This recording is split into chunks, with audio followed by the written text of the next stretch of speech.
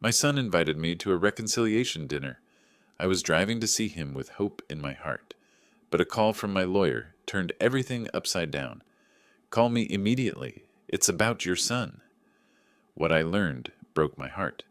Before we continue, please subscribe to the channel and write in the comments what time it is where you are now. The front door slammed shut with such force that my coffee cup rattled against its saucer. Heavy footsteps thundered across my porch, deliberate, angry steps that made the old wooden boards groan in protest. I barely had time to set down my evening paper before Wayne burst through my front door without so much as a knock. "Dad, I urgently need money. You have to sell this old house and give me my share." No hello, no apology for the intrusion, just demands, delivered with the kind of aggressive desperation I'd never heard from my son before. His face was flushed red, his expensive suit wrinkled like he'd been pacing in his car for hours before working up the nerve to storm in here. I rose slowly from my reading chair, gesturing toward the kitchen with as much dignity as I could muster. "Wayne, you look upset. Let me make you some coffee and we can—" "I don't want your coffee." He swept his arm dismissively, nearly knocking over the lamp on my side table. "I want answers. I want what's rightfully mine." "Your share?" The words came out sharper than I intended. My hands trembled slightly as I gripped the back of my chair. "This is my house, Wayne. I worked my whole life for this." He laughed, a bitter, hollow sound that echoed off my living room walls. "You're gonna die soon anyway. Why do you need this huge house?" The cruelty of those words hit me like a physical blow. This was my son, the boy I'd taught to ride a bicycle in the very driveway he'd just marched up. The young man I'd walked down the aisle at his wedding. Now he stood in my home, my sanctuary, telling me I was already dead. "Wayne," I started, trying to find some trace of the son I'd raised, but he wasn't finished. He slammed his fist down on my coffee table so hard that the wooden surface jumped. "You're being selfish. Emily and I have expenses you can't even imagine. Real problems. Not just sitting here reading newspapers all day like some useless—" "Get out!" The words left my mouth quietly, but with absolute finality. Wayne stopped mid-sentence, his mouth hanging open. "I said, get out of my house!" I pointed toward the door, my finger steady despite the rage building in my chest. "And don't you dare step foot on my property again!" For a moment, Wayne looked genuinely shocked. Maybe he'd expected me to crumble, to hand over my life's work without a fight. His face cycled through confusion, then anger, then something darker. "You'll regret this, old man." He turned toward the door, then spun back to face me one more time. "When you're lying alone in some nursing home, remember that you chose this." The door slammed behind him with even more violence than when he'd entered. Through my front window, I watched him stomp to his black BMW, rev the engine aggressively, and tear out of my driveway fast enough to leave rubber marks on the concrete. I stood there in the sudden silence, my heart hammering against my ribs. The house felt different now, contaminated somehow by the poison Wayne had brought into it. Outside, the March evening was settling into dusk, and the streetlights were beginning to flicker on along Maple Street. My legs felt unsteady, so I sank back into my reading chair. The newspaper lay scattered on the floor where I'd dropped it when Wayne first entered. The coffee in my cup had gone cold. I walked to the front door and turned the deadbolt, something I rarely did, but tonight felt different. My fingers lingered on the cool metal as I tried to process what had just happened in my own living room. The silence felt heavy, oppressive. I moved through the room slowly, my slippers shuffling against the hardwood floors. Margaret and I had refinished together 20 years ago. Everything looked the same as it had an hour ago, yet somehow nothing felt familiar anymore. I stopped at the mantel above the fireplace where our family photographs stood in their neat row. Wayne's high school graduation picture smiled back at me, cap and gown, that proud expression when he'd been accepted to Ohio State. I'd worked double shifts at the engineering firm for 3 months to pay his first semester tuition. My fingers traced the silver frame. 42 years I gave him everything. College on my dime, first car, help with the mortgage when he and Emily bought their first house. The words hung in the empty air. I picked up another photo, Wayne's wedding day, his arm around Emily, both of them glowing with happiness. I'd paid for half that wedding, too. $15,000 I'd saved for my own retirement. gladly handed over because I wanted my son to have the perfect day. Moving to my reading chair, I settled into the worn leather cushions that had molded to my body over the years. This chair had been Margaret's last Christmas gift to me before the cancer took her. She'd saved up for months, buying it piece by piece on layaway at the furniture store downtown. I reached for the framed photo on the side table.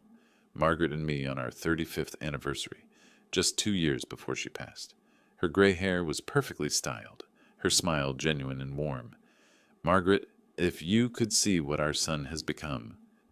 But could she? Had there been signs I'd missed? I tried to remember when Wayne had started changing. Was it after Margaret died? Or had the transformation been so gradual that I'd simply refused to see it? I calculated in my head, a habit from my engineering days. Wayne's college, $68,000 total. His wedding, my $15,000 contribution. The down payment loan for his first house that he'd never paid back, $25,000. The business loan when he'd started his consulting firm, another $30,000. Various emergencies, car repairs, birthday gifts, Christmas presents. The number kept climbing. Over the past 2 decades, I'd given Wayne more than $200,000. Not loans, gifts. Money I'd handed over because he was my son, because I loved him, because I wanted to help him succeed. And tonight, he'd stood in this very room, demanding more. Not asking, demanding. As if my life's work, my home, my security meant nothing compared to whatever financial hole he'd dug for himself. I thought I raised a decent person. Where did I go wrong? The question echoed in my mind as I sat there in the growing darkness. Outside, the neighborhood was settling into its evening routine. I could hear the Hendersons' dog barking 3 houses down, the distant sound of television news from the Patel's place next door. But inside my house there was only silence, and the weight of a betrayal I was still trying to fully comprehend. The grandfather clock in the hallway chimed 8 times. Margaret had inherited that clock from her mother, and it had kept perfect time for 43 years. Reliable, steady, trustworthy. Everything Wayne apparently wasn't. I closed my eyes and let my head fall back against the chair's headrest. Tomorrow I would need to think clearly, to decide what this confrontation meant for my future. But tonight I just sat with the pain of discovering that the son I'd loved unconditionally saw me as nothing more than an obstacle to his inheritance. The house creaked around me, settling into night. The morning had passed quietly. I'd made my usual breakfast, 2 eggs over easy, wheat toast, black coffee, and read the Columbus Dispatch from front to back. The routine helped steady my nerves after yesterday's explosion. I'd even managed to tend to my small herb garden on the back patio, checking on the early spring shoots that were just beginning to emerge. Now I sat at my kitchen table with my afternoon coffee and the crossword puzzle, trying to maintain some sense of normalcy. The house felt peaceful again, the way it should. Sunlight streamed through the lace curtains Margaret had hung years ago, casting gentle patterns across the oak table. When the phone rang, I glanced at the caller ID and felt my stomach tighten. Wayne. I let it ring twice more, my hand hovering over the receiver. Part of me wanted to let it go to voicemail, to maintain the boundary I'd drawn last night. But another part, the part that had been his father for 42 years, couldn't ignore the call. Hello? Dad, I want to apologize for yesterday. I was wrong. The voice was different, softer, contrite in a way that Wayne rarely sounded. I sat up straighter in my chair, my grip tightening on the phone. Wayne? What happened? You never apologize. A pause. When he spoke again, there was something that sounded like genuine shame in his tone. I realized I was acting like a selfish person. The things I said, about you dying, about the house. Dad, I'm ashamed of myself.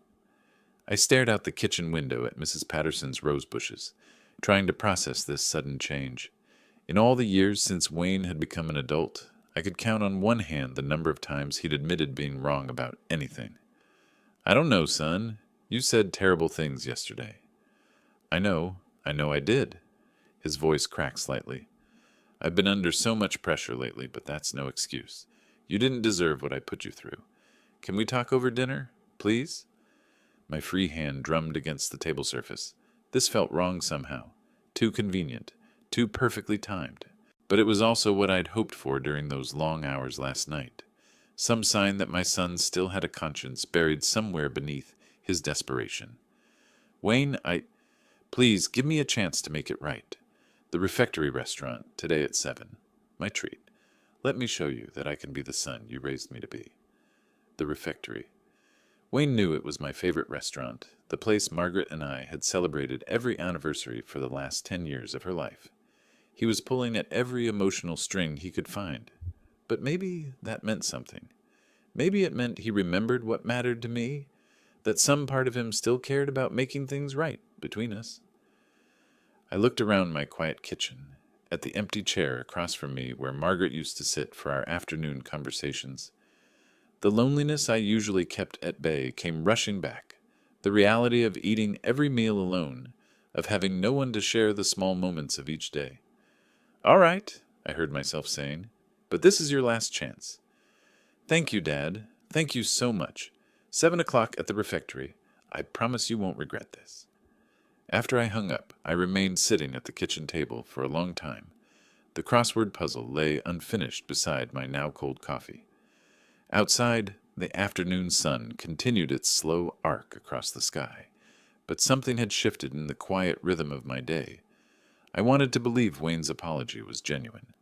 I wanted to believe that yesterday had been rock bottom for him, and that he was ready to climb back up to being the man I'd tried to raise. But there was a small, persistent voice in the back of my mind that whispered warnings I wasn't quite ready to hear. I stood up and walked to the calendar hanging on the refrigerator. Tuesday, March 11th. I circled the date with a red pen, though I wasn't sure why. Maybe because I sensed that this dinner would be important, one way or another. 4.5 hours until I would learn whether my son had truly found his way back to me, or if this was just another kind of betrayal I hadn't yet imagined. I set down the phone and headed upstairs to get ready, my footsteps echoing in the quiet hallway. Despite Robert's absence of detail, Wayne's apology had sounded genuine, more genuine than anything I'd heard from him in years. Maybe people really could change. Maybe yesterday had been his rock bottom. Standing before the bathroom mirror, I studied my reflection. The man looking back at me appeared older than I remembered, more weathered by recent events. Gray stubble covered my cheeks and chin, making me look tired, defeated. Tonight called for better than that. I lathered the shaving cream carefully, working it into a thick foam. The familiar routine felt meditative, purposeful. Each stroke of the razor removed not just whiskers, but some of the day's tension. This dinner mattered. If Wayne was truly ready to apologize, to make amends for yesterday's cruelty, then I owed it to our relationship to meet him halfway. Moving to my bedroom closet, I considered my options. The navy suit hung next to my charcoal gray, both pressed and ready. I chose the navy. Margaret had always said it brought out my eyes, made me look distinguished rather than just old. If we were starting fresh, I wanted to look my best. The ritual of dressing felt ceremonial. White dress shirt, crisp and starched the way I'd learned to do in the army 50 years ago. As I knotted my tie, I caught sight of Margaret's jewelry box on the dresser. She'd kept my cufflinks there, the silver ones her parents had given me for our wedding. 2 ties lay across the bed, burgundy and blue. The burgundy matched my favorite pocket square, but the blue had been Margaret's preference. "Makes you look trustworthy," she'd always said. Tonight, I chose trust. I chose the blue. At Margaret's dresser, I opened the small bottle of cologne she'd given me for our 25th anniversary. The scent transported me instantly. Christmas morning, 1982, Margaret laughing as I tried to act surprised by the gift I'd seen her wrap 3 days earlier. "For special occasions," she'd said, kissing my cheek. Tonight felt special, in its own complicated way. I applied the cologne sparingly to my wrists and neck. Margaret would be happy to see us together again. She'd always believed in second chances, in the possibility of redemption. "People make mistakes, Columbus," she'd say after particularly difficult days with teenage Wayne. "What matters is whether they learn from them." My wallet sat on the nightstand, thick with the month's pension check I'd cashed yesterday. I counted the bills, more than enough for dinner at the refectory, even if I insisted on paying despite Wayne's offer. Old habits die hard, and I'd been picking up checks for my children their entire lives. Keys in hand, I checked my reflection one final time. The man in the mirror looked presentable, dignified, ready to give his son another chance. Maybe I judged Wayne too harshly.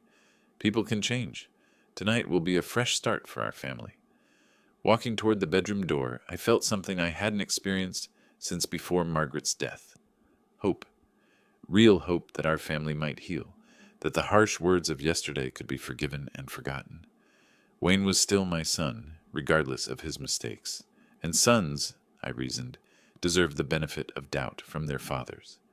I reached for the light switch, ready to head downstairs and drive to what I hoped would be our reconciliation. I reached for my coat hanging by the front door when my phone buzzed against my chest pocket. The sound cut through my optimistic mood like a blade through silk. I almost ignored it. Whatever message had arrived could wait until after dinner. But something made me pause, my hand halfway to the coat sleeve. The notification showed a text from Robert. "Call me urgently." My fingers suddenly felt clumsy as I dialed his number. Robert never used exclamation marks, never sent urgent messages unless something was seriously wrong. The phone rang once, twice, then his familiar voice answered. "Robert, what happened? Why so urgent? Columbus, your son Wayne, called my office today. He was asking about your will." The words hit me like cold water. I leaned against the hallway wall, my carefully knotted blue tie suddenly feeling too tight around my neck. What exactly did he want to know? He asked if all property goes to him or if there's a share for Loretta. Then Robert paused, and I could hear him choosing his words carefully. Then he inquired about contesting the will. Contest it? But why? My voice sounded strange in my own ears, hollow and distant. Through the front window I could see the Hendersons walking their dog, the same evening routine they'd followed for 15 years. Everything outside looked normal, peaceful, while my world tilted sideways. Columbus, I suspect Wayne is planning something bad. Be careful tonight. I pressed my free hand against the wall for support. The cologne Margaret had given me suddenly smelled too strong, cloying. Robert, are you sure? Maybe he just wanted to understand. He asked specifically about your mental competency requirements, about what would happen if someone claimed you weren't of sound mind when you signed the documents. Sound mind. The phrase echoed in my head as pieces began falling into place. Yesterday's explosive demand for money, today's sudden, convenient apology, the dinner invitation to a public place where witnesses could observe my behavior. My reflection stared back at me from the hallway mirror, an old man in a blue tie, dressed for dinner with his son, who might be planning to have him declared incompetent. The hope I'd carried downstairs evaporated, replaced by something cold and hard. "What should I do?" I asked, though part of me already knew the answer. "Don't go. Stay home. Let me handle this legally." But even as Robert spoke, I was shaking my head. Wayne thought he could manipulate me, thought I was just another weak old man ready to be pushed around. He was about to learn otherwise. "No," I said firmly. "I'm going to dinner. But I won't eat or drink anything until I know exactly what he's planning." "Columbus, please." "I've handled worse than my own son, Robert. But thank you for warning me." After hanging up, I stood in the hallway for a long moment, studying my reflection. The man looking back at me was no longer hopeful or naive. This was the Columbus who'd survived Korea, who'd built bridges that still carried traffic 40 years later, who'd buried his beloved wife and kept going. Wayne wanted to play games with his father's legacy? Fine. But he was about... Maybe Robert is wrong? Maybe Wayne just wanted to know his inheritance rights? The light turned green and I accelerated slowly, staying in the right lane. A young woman in a red sports car passed me, probably thinking I was just another cautious old driver. She wasn't wrong, but tonight my caution had a different purpose. No, after yesterday's fight, it all makes sense, but I can't believe my son would... Another red light. A homeless man stood at the corner with a cardboard sign, and I found myself wondering what had led him to that intersection. Bad decisions? Bad luck? Family betrayal? I reached into my wallet and handed him a $5 bill when he approached my window. He thanked me with genuine warmth, then moved on to the next car. At least someone would benefit from my evening preparations. I continued driving, my grip tightening on the steering wheel. The familiar landmarks of Columbus passed by. The convenience store where I bought my morning newspaper, the pharmacy where I picked up my heart medication, the barber shop where I'd been getting haircuts for 30 years. This was my city, my life, my routine. Wayne thought he could just swoop in and claim it all. I'll be careful. Won't eat or drink anything until I'm sure of his intentions. The decision felt solid, logical. Wayne might be planning something, but he was dealing with a man who'd spent his career calculating load-bearing capacities and stress tolerances. I could handle whatever scheme my son had devised. As I turned onto East Broad Street, the refectory's distinctive sign came into view. The restaurant sat in a converted church, its Gothic architecture both beautiful and somehow ominous in the gathering dusk. Margaret and I had celebrated so many anniversaries there, back when I believed family meant something sacred and permanent. Traffic slowed as I approached the restaurant district. Office workers were heading home. Couples were arriving for dinner dates. Families were gathering for Tuesday evening meals. Normal people doing normal things, unaware that somewhere among them a father was driving to confront his son's betrayal. I signaled for the turn into the restaurant's parking lot, my pulse steady despite everything. Whatever Wayne had planned, whatever trap he thought he was setting, I would be ready.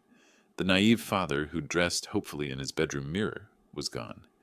In his place sat a man who'd learned, perhaps too late, that trust was a luxury he could no longer afford, but I would still be his father, even if he'd forgotten how to be my son. I parked in the restaurant's lot and sat for a moment, watching other diners walk toward the entrance. Normal families, normal couples, normal people who didn't suspect their loved ones might be plotting against them. The Gothic architecture of the converted church looked welcoming in the soft evening light, its stained glass windows glowing warmly. Wayne and Emily were waiting just inside the entrance, their faces lighting up with what seemed like genuine joy when they spotted me. Wayne rushed forward with open arms, pulling me into an embrace that felt completely different from his aggressive stance 2 days ago. "Dad, how wonderful that you came. I've been thinking about our relationship all day." Emily joined us, her smile radiant as she took my arm. "Mr. Lane, you look fantastic. Wayne told me how much he regrets yesterday." Their enthusiasm felt overwhelming, almost theatrical. But standing there in their warm embrace, surrounded by the gentle murmur of other diners and the soft classical music, Robert's warnings seemed paranoid and distant. "I want things to be good between us too, son." Wayne guided us to a window table he'd apparently reserved, one with a view of the downtown skyline twinkling in the gathering darkness. Emily helped me with my chair, fussing over my comfort like she'd never done before. The waitress appeared immediately, as if summoned. "We took the liberty of ordering wine," Wayne announced, gesturing to the bottle of Cabernet already breathing on the table. "Your favorite vintage from when Margaret was alive." Emily filled my glass with practiced grace, her movements smooth and deliberate. "This will be perfect for our reconciliation toast." I raised my glass, feeling genuinely touched by their attention to detail. They'd remembered Margaret's favorite wine, chosen our old anniversary table by the window. Maybe I'd been too quick to judge Wayne's motives. "To family," Wayne said solemnly, his eyes meeting mine. "To second chances." "To forgiveness," Emily added, her voice warm with apparent sincerity. The wine tasted exactly as I remembered. Rich, smooth, with hints of cherry and oak that Margaret had always identified for me. As we talked, Wayne seemed like his old self, the son who'd once helped me build a treehouse in our backyard, who'd called me every week during his college years. When the appetizers arrived, Emily pushed the bruschetta toward me. "Wayne said this was your favorite here. The tomatoes are from the chef's garden." Course after course appeared, each dish seemingly chosen with my preferences in mind. Wayne carved the prime rib himself, placing the choicest cuts on my plate. Emily kept my wine glass filled, attentive to every empty bite. "Try this steak, Dad. The chef is a friend of mine, prepared it specially for you." The meat was perfectly seasoned, tender enough to cut with a fork. Wayne watched me eat with satisfaction, his face glowing with what looked like paternal pride in reverse. "And this sauce is incredible. The restaurant's recipe," Emily added, spooning more of the rich, herb-laden sauce over my portions. Throughout the meal, they shared memories I'd forgotten. Family vacations, Christmas mornings, moments when Wayne had been the loving son I'd always believed him to be. Emily told stories about their marriage, their hopes for children, their desire to be closer to me in my later years. By dessert, the wine and their warmth had completely dissolved my earlier suspicions. This was my family, flawed but loving, trying to heal the wounds we'd inflicted on each other. Robert's warnings seemed like the paranoid concerns of a man who dealt with too many divorces and family disputes. Wayne paid the check with a flourish, waving away my attempts to contribute. "Tonight's my treat, Dad. My apology." Walking to the parking lot, I felt lighter than I had in months. The cool March air was crisp and clean, carrying the promise of spring. Wayne and Emily hugged me goodbye with what felt like genuine affection. "Let's do this again soon," Wayne said, his hand warm on my shoulder. I drove home with the windows down, humming along to an oldies station. The drive home had been pleasant, filled with thoughts of reconciliation and hope for our family's future. I'd even stopped at the corner store to buy Wayne's favorite coffee, thinking I might invite him for breakfast later in the week. The house felt welcoming when I returned, no longer the fortress I'd retreated to after yesterday's confrontation. I settled into my reading chair with the evening news, feeling more content than I had since Margaret's death. The wine from dinner had left me relaxed, almost drowsy. Around 10 o'clock, I made myself a cup of chamomile tea and considered calling Robert to tell him his concerns had been unfounded. That's when the first wave of nausea hit. It started as mild queasiness, the kind you might blame on eating too rich a meal too quickly. I'd certainly indulged more than usual tonight, but within minutes the discomfort escalated into sharp, cramping pains that doubled me over in my chair. Something was wrong. Very wrong. I stumbled to the kitchen sink as bile rose in my throat, my legs suddenly unsteady beneath me. The cramping intensified, sending lightning bolts of agony through my abdomen. This wasn't indigestion from too much prime rib. The vomiting started without warning, violent retching that left me gasping and shaking. Between spasms, my mind raced backward through the evening. The wine Wayne had chosen, Emily's insistence that I try everything, the sauce she'd kept spooning onto my plate. Robert's warning echoed in my head. "Columbus, I suspect Wayne is planning something bad."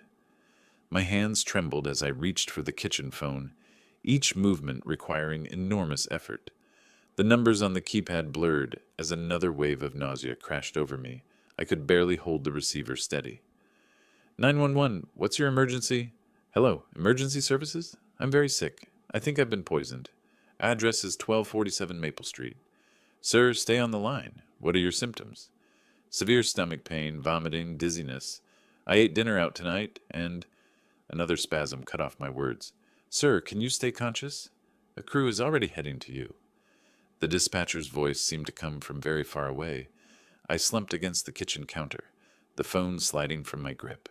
Through the haze of pain, one thought burned clear. My son had tried to murder me. The sound of sirens grew louder outside. Red and blue lights flashed through my front windows, painting the familiar walls in emergency colors. Heavy footsteps approached the door.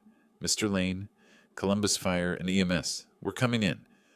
A paramedic appeared at my side, a young woman with kind eyes and steady hands. She checked my pulse, shined a light in my eyes, asked questions I could barely answer. "Mr. Lane, can you hear me? We're taking you to the hospital." As they lifted me onto the stretcher, I caught sight of my reflection in the hallway mirror. The man looking back was pale, aged years in a single evening, but beneath the physical distress, his eyes burned with something harder than pain. Understanding. The ambulance pulled away from Maple Street, carrying me toward Mount Carmel East Hospital, and away from the house where I'd lived, in innocent trust of my family, for too long. Consciousness returned gradually, accompanied by the steady beeping of monitors and the antiseptic smell that defined hospital existence. Sunlight filtered through Venetian blinds, casting narrow strips across starched white sheets. My mouth felt cotton dry, and an IV line snaked from my left arm to a bag of clear fluid hanging beside the bed. I tried to sit up, but weakness kept me horizontal. The events of last night rushed back. Dinner, sickness, ambulance, the betrayal that had nearly killed me. "Mr. Lane, you're awake?" A woman in a white coat entered, carrying a tablet, and wearing the expression doctors reserve for delivering serious news. She was perhaps 50, with graying hair pulled back and intelligent dark eyes that suggested both competence and compassion. "How are you feeling? You were brought in critical condition last night." "What happened to me, doctor?" "I'm Dr. Patel, your attending physician. We've been running tests all night." She pulled a chair close to the bed, sitting down with the deliberate movements of someone preparing for a difficult conversation. "Tests show presence of a strange substance in your bloodstream. Ricin. It's a plant-based poison derived from castor beans." The word hit like a physical blow. Ricin. Not some accidental food poisoning or sudden illness. Deliberate murder. But where could I have? The pieces fell into place with horrible clarity. "Oh, my son, that scoundrel tried to kill me." Dr. Patel's eyebrows rose slightly. "Mr. Lane, if you suspect intentional poisoning, you need to contact police immediately. This is a criminal matter." Ricin. I'd read about it in engineering journals years ago, case studies of industrial accidents. Highly toxic, difficult to detect, nearly impossible to treat once symptoms appeared. Wayne had done his research. "How bad is it, doctor?" "You were fortunate. The amount in your system suggests someone wanted to make you very sick, possibly fatally so, but you received treatment quickly. With supportive care, most ricin poisoning victims recover fully." Most victims. The words carried ominous implications about the minority who didn't survive. Dr. Patel continued with clinical precision. "Ricin typically takes several hours to manifest symptoms, which matches your timeline. Initial treatment involves removing the poison from your system and managing symptoms. There's no specific antidote." I closed my eyes, trying to process the magnitude of Wayne's betrayal. Yesterday I'd been a father hoping for reconciliation with his troubled son. Today I was a murder victim who'd survived by luck and quick medical intervention. "The police will need to collect evidence. Your medical records, details about where and when you believe exposure occurred." Evidence.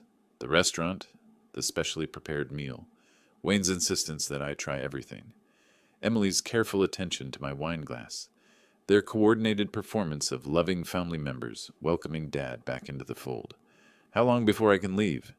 "Another day or two for observation. We need to monitor your kidney function and ensure all traces of the toxin are eliminated." After Dr. Patel left, I stared at the ceiling tiles and contemplated the new reality. My son, the boy I'd taught to throw a baseball, whose college education I'd funded, whose wedding I'd helped pay for, had tried to murder me for my inheritance.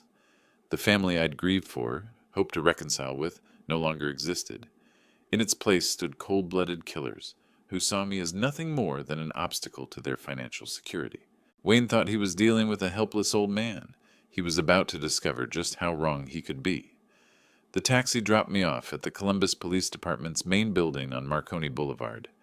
Dr. Patel's discharge papers and medical records sat in a manila envelope tucked under my arm, evidence that would put my son behind bars where he belonged.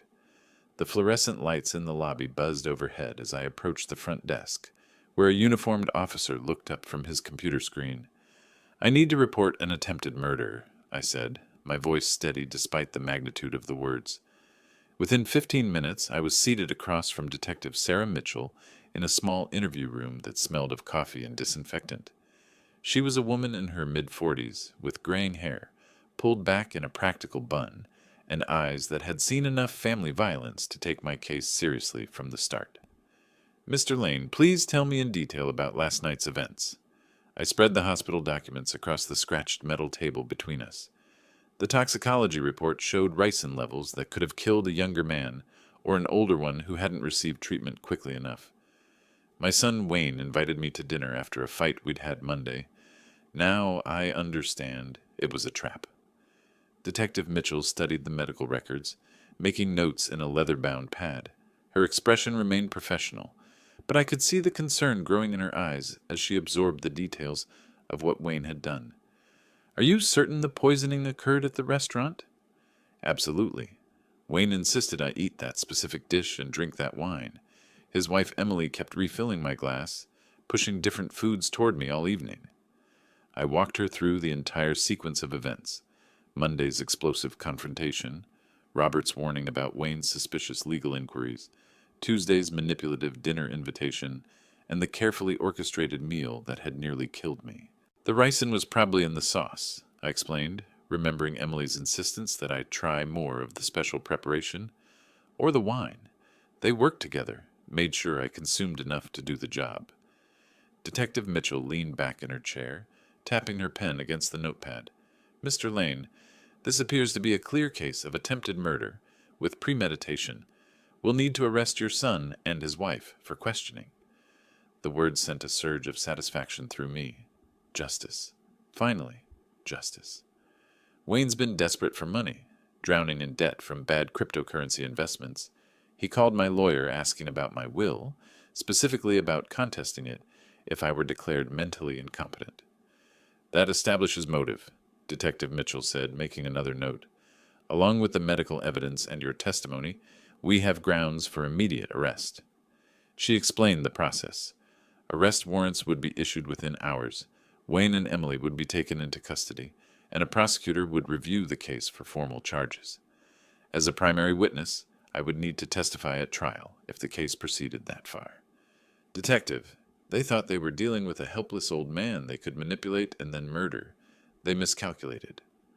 By 4 o'clock, Detective Mitchell had recorded my complete statement and logged all the medical evidence. She walked me to the lobby, shaking my hand firmly at the door. Mr. Lane, we take attempted murder very seriously, especially when it involves family members targeting elderly relatives. Your son and daughter-in-law will be in custody by tonight. I walked out of the police station into the late afternoon sunlight, feeling lighter than I had since before Margaret's death. The legal machinery was in motion now, grinding toward the justice Wayne thought he could avoid. 2 days had passed since Wayne and Emily were arrested at their suburban home, led away in handcuffs while neighbors watched from their doorways. The local news had picked up the story. Son attempts to poison father for inheritance, and my phone had been ringing constantly with reporters and distant relatives expressing shock. I ignored them all. Today I had business to finish. Robert's law office occupied the second floor of a brick building downtown, its walls lined with legal volumes and certificates that spoke of decades of practice. He'd been my lawyer for 15 years, handling Margaret's estate and my retirement planning. Today he would help me rewrite the future. Columbus, are you sure you want to completely exclude Wayne from the will? I sat across from him at the mahogany conference table where we'd signed so many documents over the years. The new will lay open between us, its pages crisp with legal language that would strip Wayne of every cent he'd expected to inherit. Absolutely. A person who tried to kill me doesn't deserve a cent. Robert adjusted his reading glasses, reviewing the document one more time. We'd spent an hour going through every asset, every bank account, every possession I owned. The house on Maple Street, the retirement savings Margaret and I had accumulated over 40 years, the life insurance policies and pension benefits, everything would go to Loretta. The entire house, savings, pension funds, everything goes to Loretta. That's right. Loretta has always been a good daughter. My mind went to my daughter, who taught 3rd grade at Wilson Elementary, and had never asked me for anything beyond birthday gifts for her children. She didn't even know about Wayne's arrest yet. I decided to wait until after the trial to explain everything. The shock would be devastating enough without the added burden of suddenly becoming wealthy. Robert leaned back in his leather chair, studying me with the careful attention he'd always given to important matters. Wayne might try to contest the will in court. Let him try. I have evidence of his crime. The attempted murder charge would be Wayne's biggest obstacle in any legal challenge. No court would award inheritance to someone who'd tried to kill the testator for that very money. The medical evidence alone would destroy any contest he might file. We'll include specific language about the criminal charges, Robert explained, making notes in the margins. That way, even if he's acquitted on a technicality, the will explicitly states your reasons for disinheritance. I watched him work, remembering all the times he'd helped our family through legal complexities. He'd handled Margaret's medical directives during her final illness, helped us set up trusts for the grandchildren's education, guided us through tax planning that had preserved our modest wealth. Now he was helping me ensure that wealth went to someone who deserved it. The signing ceremony took place at 2 o'clock, with Robert's secretary and paralegal serving as witnesses. I read through every page of the new will, confirming that Wayne Lane was mentioned only to be explicitly excluded from any inheritance whatsoever. My signature felt different this time. Not the shaky hand of an old man making routine legal updates, but the firm declaration of someone taking control of his legacy. The notary's seal made it official. Wayne would get nothing. "The will is now legally binding," Robert said as we shook hands. "Wayne's attempted murder has cost him everything he thought he'd inherit." Walking to my car, I felt the satisfaction of a man who'd outmaneuvered his would-be killer. Wayne had gambled his inheritance on one deadly dinner and lost it all. The month since changing my will had passed in a blur of legal preparation. Wayne and Emily had been denied bail. Flight risk, the judge had determined, so they'd spent the weeks before trial in county lockup. Robert and I had met repeatedly with the prosecutor, reviewing evidence and preparing for what promised to be a straightforward case. This morning Loretta sat beside me in the courthouse hallway, her face still pale with shock from learning about her brother's crime. I'd told her everything 3 days ago, including her new status as my sole heir. She'd cried for an hour, grieving the brother she'd thought she knew. "Dad, I still can't believe Wayne would do something so horrible," she whispered as we waited for our case to be called. "People change, sweetheart. Sometimes they become strangers wearing familiar faces." The courtroom was smaller than I had expected, with worn wooden benches and fluorescent lighting that cast harsh shadows across the proceedings. A handful of spectators filled the gallery, mostly reporters and curious court watchers, drawn by the sensational nature of the case. Wayne and Emily sat at the defendant's table with their court-appointed lawyers, both looking haggard from their month in custody. Wayne had lost weight, his expensive suit hanging loose on his frame. Emily kept her head down, avoiding eye contact with anyone. "Mr. Lane, please tell the court about the events of March 11th. The prosecutor, a sharp woman in her 30s named Jennifer Walsh, guided me through my testimony with practiced efficiency. I recounted the entire sequence: Wayne's desperate demands for money, his manipulative dinner invitation, the poisoning that had nearly killed me. Your Honor, my son invited me to dinner with the intention of poisoning me for my inheritance."